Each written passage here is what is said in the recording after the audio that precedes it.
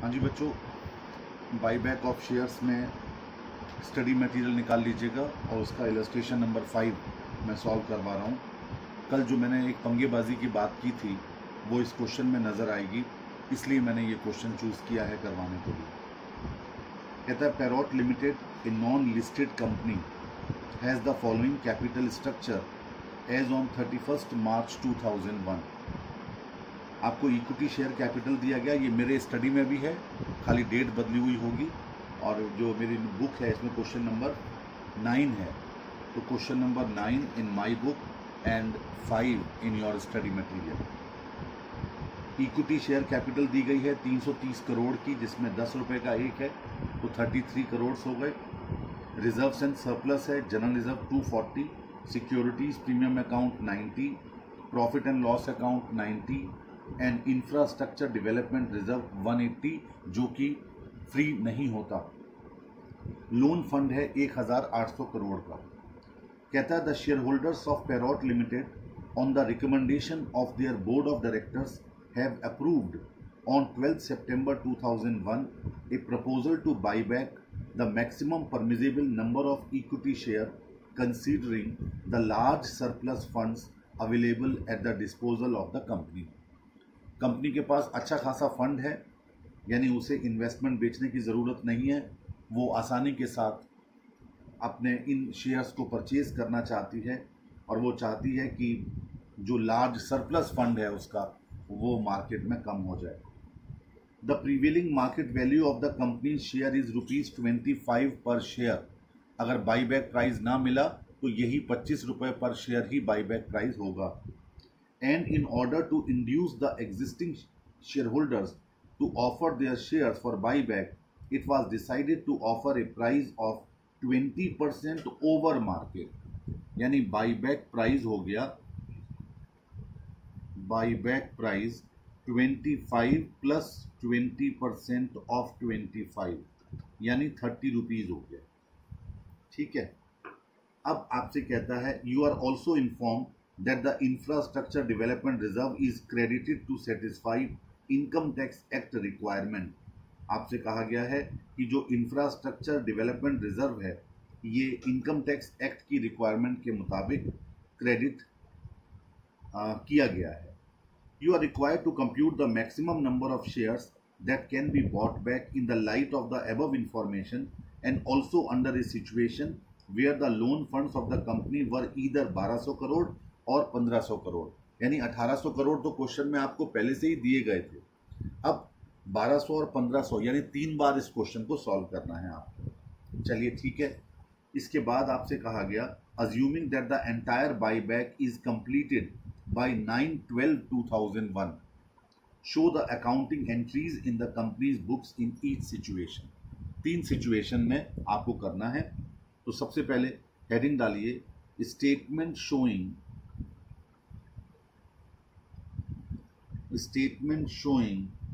The maximum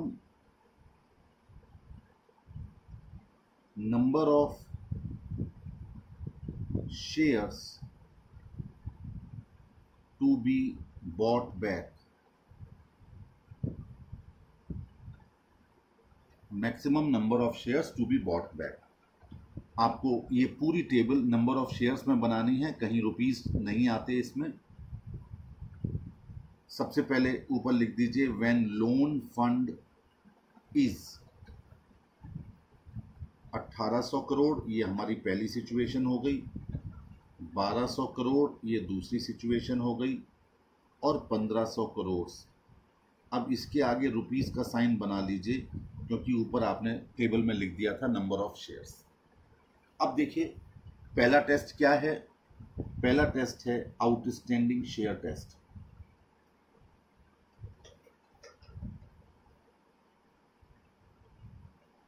outstanding share test तो बहुत simple है, वही 25% of 33 crore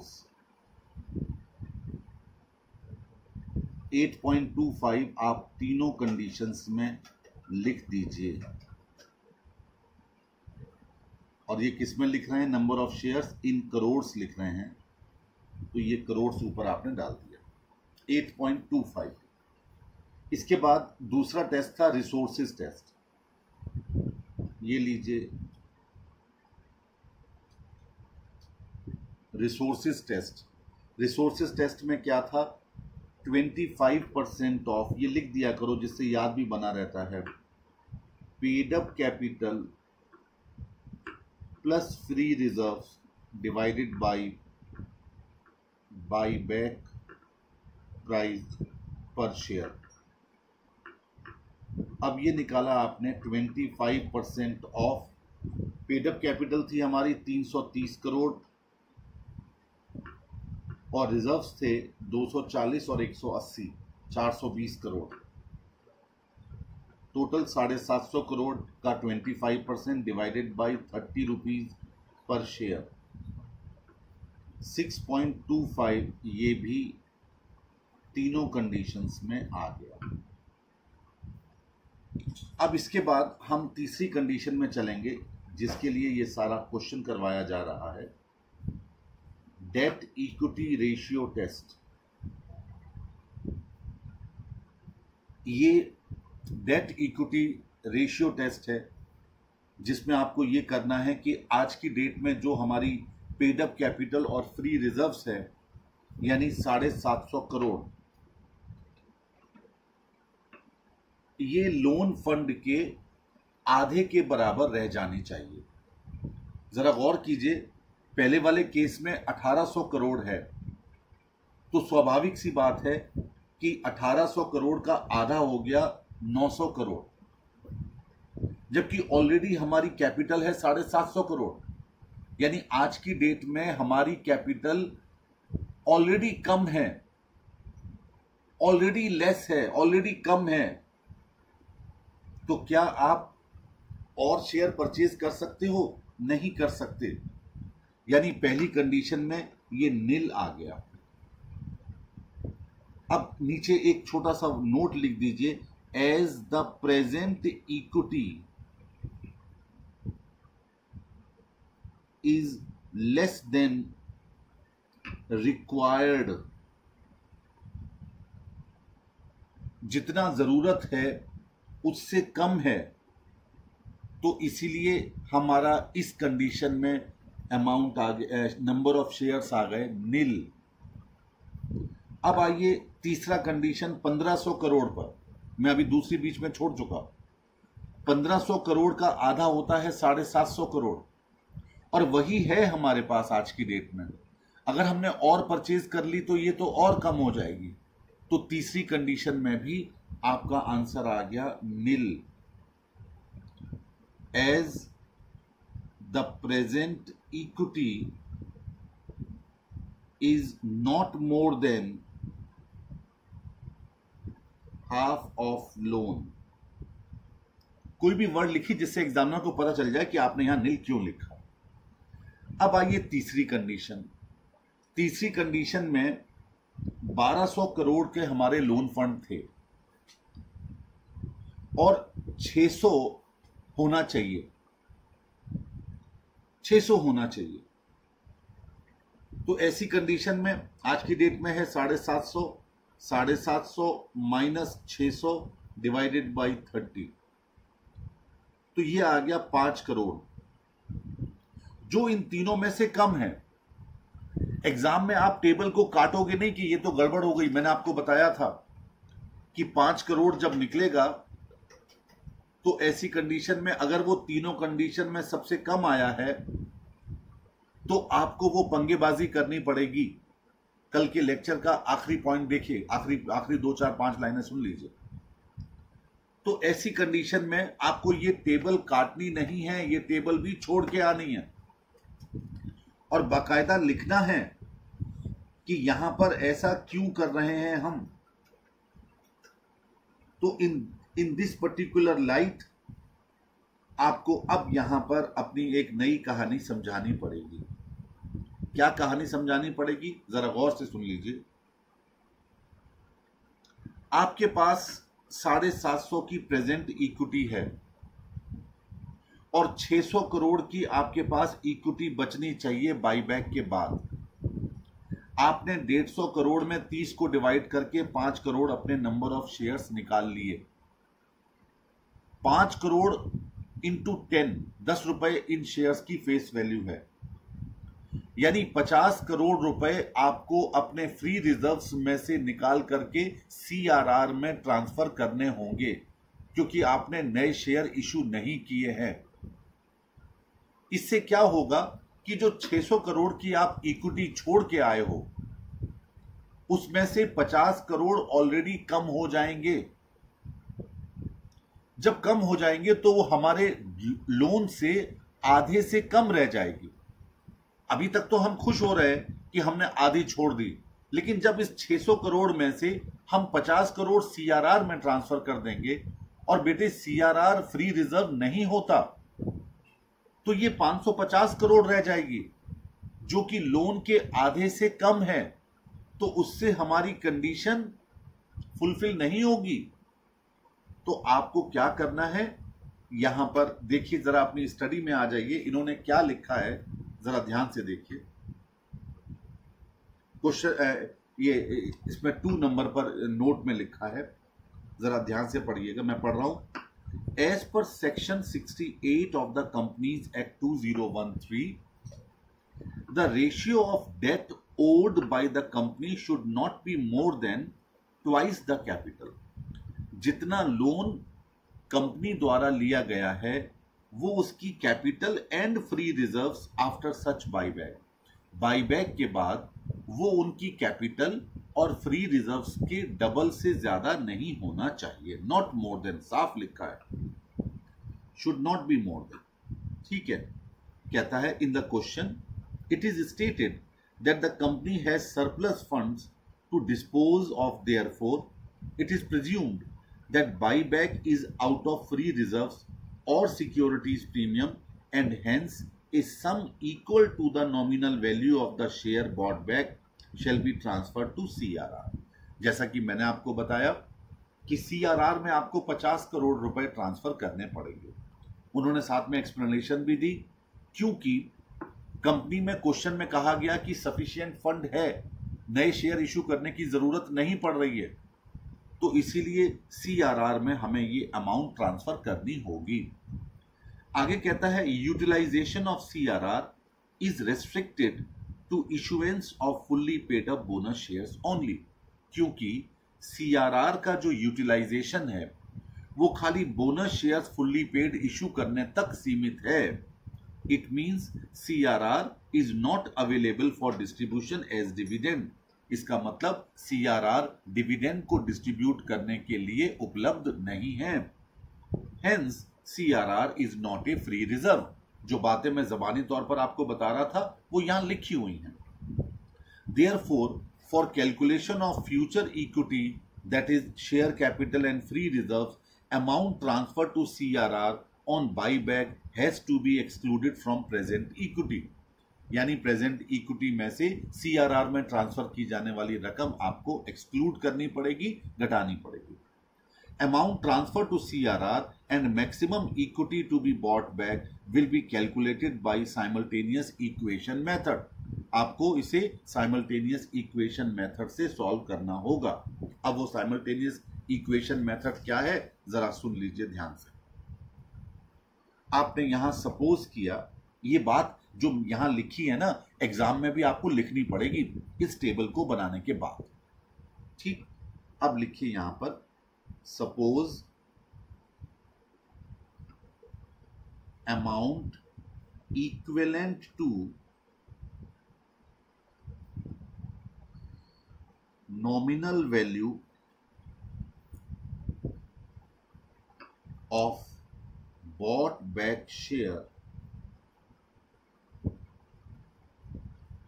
transferred to CRR is X and maximum permitted buyback of equity is Y। आपसे कहा गया कि हमने ये मान लिया कि जितनी रकम CRR में ट्रांसफर होगी उसे X मान लिया और maximum permitted buyback of equity Y मान लिया। अब हम पहला इक्वेशन बनाने जा रहे हैं। इक्वेशन नंबर 1 आपकी वही थी 750 माइनस 600 डिवाइडेड बाय 30। अब आपने माना कि CRR में ट्रांसफर की जाने वाली रकम X है, तो आपका इक्वेशन बना 750 माइनस X, क्योंकि आपने आज की प्रेजेंट इक्विटी में CRR में ट्रांसफर की जाने वाली रकम को घटा दिया। अब हमारा आधा बचना चाहिए, माइनस 600 बराबर Y is equal to Y। क्यों किया? क्योंकि हमने यहां पर maximum permitted buyback of equity Y माना। तो क्या हो गया, इक्वेशन को सॉल्व किया, 150 minus X is equal to Y।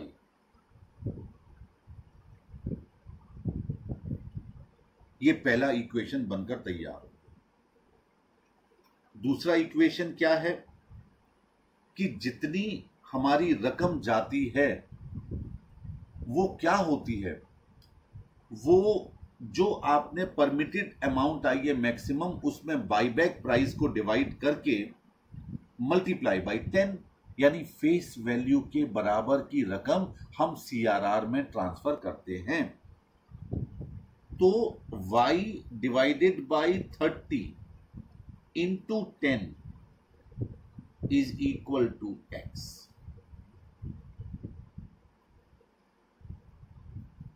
Is equal to X। ये दूसरा इक्वेशन आ गया। X क्या माना था हमने? CRR। तो जितनी परमिटेड अमाउंट थी Y जिसे माना, उसमें 30 को डिवाइड किया। हमने कोई नई चीज नहीं ली है, उसी फॉर्मूले को बार बार ले रहे हैं। तो इससे नंबर ऑफ शेयर्स आ गए, तो 30 से डिवाइड किया। जब 10 से मल्टीप्लाई करेंगे तो उसकी फेस वैल्यू आ जाएगी टोटल शेयर्स की, वही CRR में ट्रांसफर होती है, यानी इज इक्वल टू X। इन दोनों को आपने सॉल्व किया, इन दोनों को आपने सॉल्व किया।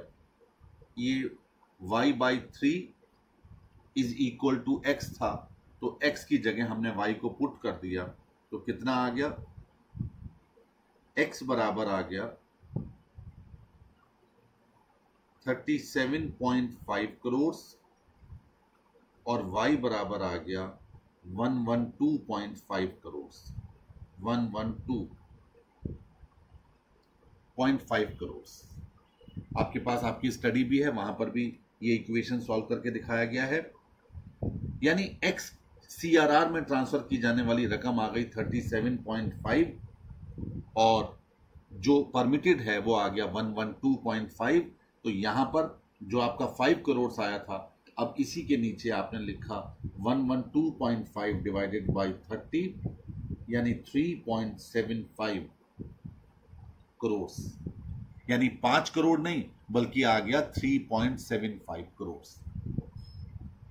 अब ये तीनों में से सबसे कम है, यानी इतने शेयर्स कंपनी परचेज करेगी। बस आगे की सारी कहानी वही है जो आपको करवाई गई थी। यानी पहली entry, equity shares buyback account debited to bank. दूसरी entry, equity share capital account debited, securities premium account debited to equity share buyback account, cancel करने वाली। और तीसरी entry, general reserve account debited to CRR। Narration साथ में लिखे होते हैं, नरेशन जरूर याद कर लीजिए, समझ लीजिए, ताकि एग्जाम में कोशिश कीजिए 90% इसको लिखने की।